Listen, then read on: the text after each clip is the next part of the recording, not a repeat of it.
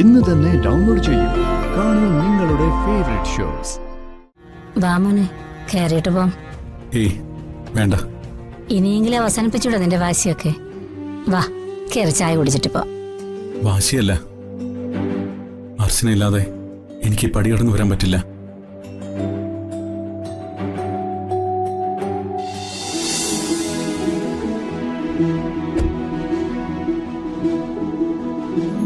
എങ്കിൽ ഞങ്ങൾ പൊയ്ക്കോട്ടെ മോളെ, പോവാം. ബൈ.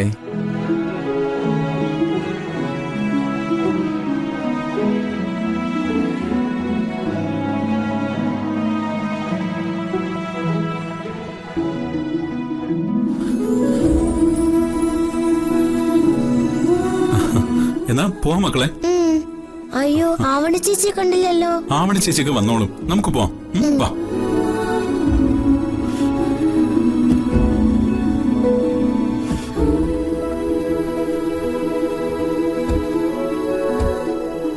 ആ കേൾക്കാം.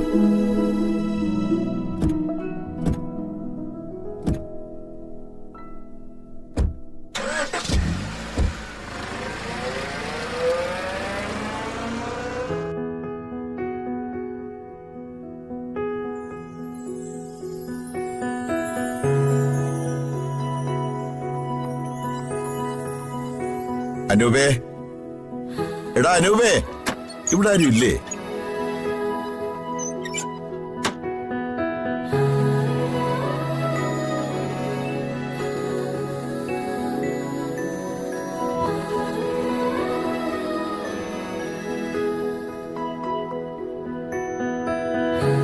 ഇതാരാ?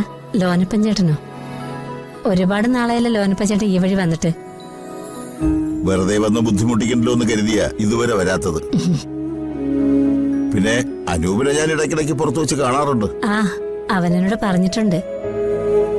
ഇപ്പോഴത്തെ അവസ്ഥ ലോനപ്പൻ ചേട്ടൻ അറിയാലോ. എല്ലാം അറിയാം. അല്ല, എന്താ ഈ കേസിന്റെ കാര്യങ്ങള്? വിധി ഉടനെങ്ങാനും ഉണ്ടാവോ? എന്തു പറയാനാ, നമ്മുടെ കേസ് നടത്തിക്കൊണ്ടിരുന്ന വക്കീല് മരിച്ചുപോയി. ഇനിയിപ്പോ വേറൊരു വക്കീലിനെ വെച്ച് കേസ് മുന്നോട്ട് കൊണ്ടുപോകാൻ നോക്കിക്കൊണ്ടിരിക്കുക. ഉടനെ ശരിയാകുമെന്നൊക്കെ അനൂപ് പറയുന്നത്. എങ്ങനെ ജീവിച്ചിരുന്ന കുടുംബങ്ങളാ രണ്ടും. സേതുമാധവൻ സാറ് പണ്ട് എനിക്ക് ഒരുപാട് സഹായങ്ങൾ ചെയ്തിട്ടുണ്ട്. ആ സ്നേഹം തിരിച്ചു കാണിച്ചത് ലോനപ്പച്ചേട്ടൻ മാത്രമേ ഉള്ളൂ.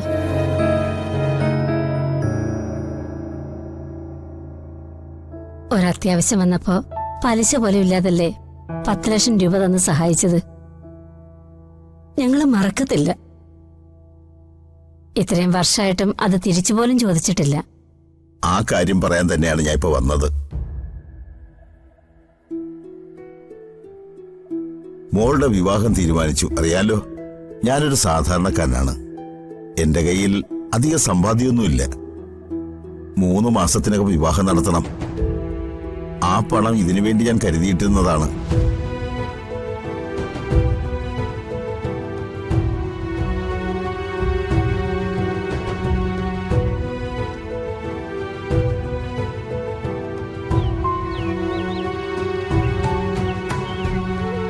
അനൂപിനോട് ഞാൻ ഈ കാര്യം പറഞ്ഞിരുന്നു.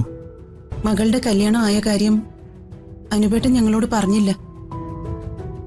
അമ്മയോട് വല്ലതും പറഞ്ഞായിരുന്നു? ലോനപ്പച്ചനെ കണ്ടു എന്ന് മാത്രമേ എന്നോട് പറഞ്ഞുള്ളൂ. അനൂപിനോട് കല്യാണക്കാര്യം ഞാൻ പറഞ്ഞായിരുന്നു. 1 മാസത്തിനകം എവിടെന്നെങ്കിലും പണം സംഘടിപ്പിച്ചു തരാമെന്ന് അനൂപ് അപ്പ ഏറ്റതാ. പറഞ്ഞ അവധി തെറ്റി. അപ്പോ എനിക്ക് ആദിയായി. അതാ ഞാൻ നേരിട്ട് വന്നത്. ഇനി അധികം സമയമില്ല. ഞാനതൊന്ന് ഓർമ്മിപ്പിക്കാൻ വേണ്ടി വന്നതാ. അടുത്ത മാസമാണ് മനസ്സമ്മതം. അതിനു മുമ്പ് എങ്ങനെയെങ്കിലും ആ പണം തിരിച്ചു തരാൻ പറയണം. അതെ, ഒഴിവ് കിഴിവുകളൊന്നും പറയരുത്. ഈ പണം കിട്ടിയില്ലെങ്കിൽ കല്യാണം മുടങ്ങും. എന്റെ മോക്ക് ഒരുപാട് ഇഷ്ടപ്പെട്ട ബന്ധമായത്. ഈ പണം കിട്ടാത്ത കാരണത്താൽ ആ കല്യാണം മുടങ്ങിയാൽ ഞാൻ ഈ മുറ്റത്തൊന്നും വഴക്കുണ്ടാക്കിയൊന്നുമില്ല. അതിനെനിക്ക് കഴിയില്ല. പക്ഷേ ഞാനും എന്റെ കുടുംബവും ആത്മഹത്യ ചെയ്യും. ഏയ് ലോനപ്പേട്ടന് അതിനെക്കുറിച്ചൊന്നും ചിന്തിക്കണ്ട. പണം ഞങ്ങൾ എങ്ങനെങ്കിലും ഒപ്പിച്ചു തരാം. അനുഭവ വരുമ്പോ ഞങ്ങൾ പറയാം.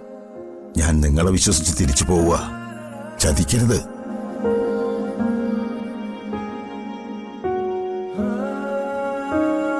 ലോനപ്പേട്ടന് പണത്തിന്റെ കാര്യം അവൻ നമ്മളോട് പറഞ്ഞില്ലല്ലോ. അതെങ്ങനെ പറയും? എല്ലാം ഒറ്റയ്ക്ക് ഉള്ളിൽ അടക്കി പിടിച്ച് നടക്കുന്നതല്ലേ ശീലം. ഇതുവരെ എന്നോട് പോലും ഇക്കാര്യം പറഞ്ഞിട്ടില്ല. ലോനപ്പഞ്ചേട്ടൻ ഒരു പലിശക്കാരനൊന്നുമല്ല. ഒരു അത്യാവശ്യം വന്നപ്പോ നമ്മളെ സഹായിച്ചതാ. വല്ല നിവൃത്തി ഉണ്ടായിരുന്നെങ്കിൽ അയാളിപ്പോ പൈസ ചോദിച്ചിങ്ങോട്ട് വരത്തില്ലായിരുന്നു. അത് കല്യാണത്തിനെങ്കിലും തിരിച്ചു കൊടുത്തില്ലെങ്കിൽ ഒരു മഹാപാപമായിരിക്കും. മോളെ, ദേ അമ്മേ, ഇനി എന്നെ നോക്കണ്ട. എന്റെ കയ്യിൽ ഇനി ഒന്നുമില്ല. ഉള്ളതെല്ലാം ഓരോ ആവശ്യത്തിനായി എടുത്ത് തീർത്തില്ലേ? അത് അവളോട് ഈ ടെമ്പററി ടീച്ചറുടെ വേക്കൻസിക്ക് പോവാതെ വല്ല സിവിൽ സർവീസ് കോച്ചിങ്ങിനും പോവാൻ പറഞ്ഞതാ. അപ്പൊ അവള് പറഞ്ഞത് അമ്മ കേട്ടതല്ലേ? അവള് സ്വയം പഠിച്ച് സമ്പാദിച്ചോളാന്ന്. അതെങ്ങനെയാ? അച്ഛന്റെ അല്ലേ മോള്? അച്ഛന്റെ മാത്രമല്ല, നിന്റെ വാശിയുണ്ട് അവക്ക്.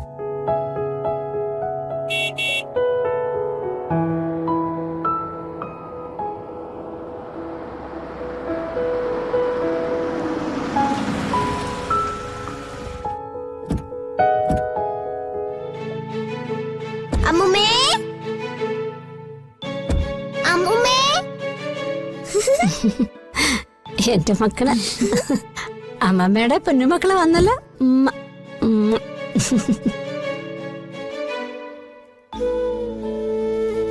ആ, എന്താ ഇത്? ട്രോഫിയൊക്കെ കിട്ടിയോ രണ്ടാക്കും? ഞങ്ങൾ സ്കൂളിന്റെ ബെസ്റ്റ് സ്റ്റുഡൻസ് അല്ലേ? കണ്ടോടി, നോക്കട്ടെ.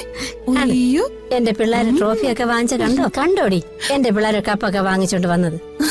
കൊള്ളാം.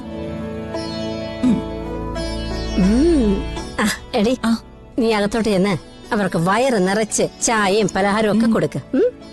മക്കള് ചെല്ലേ. നിങ്ങൾ വാ, അകത്ത് പോ. ചെല്ല്. കേറ്.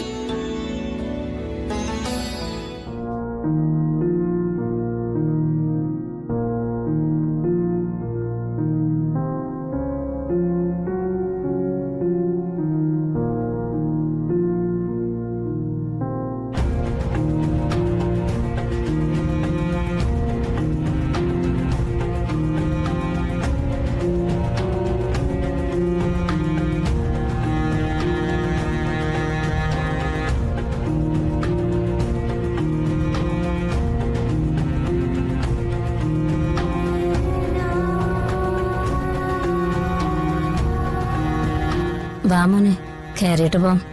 ഏയ് വേണ്ട. ഇനിയെങ്കിലും അവസാനിപ്പിച്ചൂടാ നിന്റെ വാശിയൊക്കെ. വാ, കയറി ചായ കുടിച്ചിട്ട് പോ. വാശിയല്ല, അർച്ചനയില്ലാതെ എനിക്ക് പടി കടന്നു വരാൻ പറ്റില്ല.